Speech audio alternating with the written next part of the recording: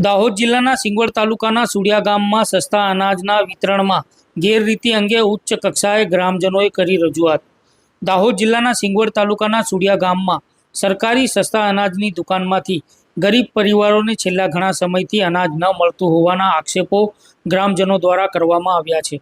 ગ્રામજનોના મતે આ સસ્તા અનાજની દુકાનના સંચાલક અને ગામના સરપંચ કોકિલાબેન જસવંતસિંહ બારિયા દ્વારા અનાજ બારોબાર વેચી દેવામાં આવે છે અને ગરીબ લાભાર્થીઓને પૂરતું અનાજ આપવામાં આવતું નથી।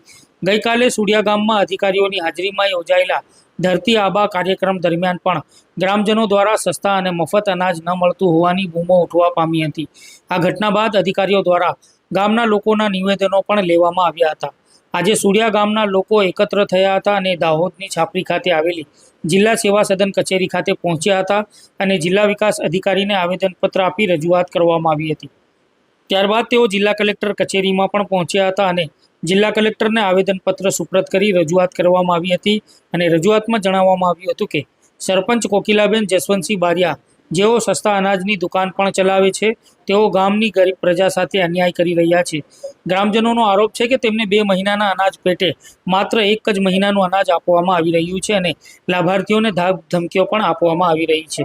આ મામલે તંત્ર દ્વારા યોગ્ય તપાસ કરી ગરીબ પરિવારોને તેમના હકનું અનાજ મળે તે દિશામાં કાર્યવાહી કરવામાં આવે તેવી ગ્રામજનો દ્વારા માંગ કરવામાં આવી છે।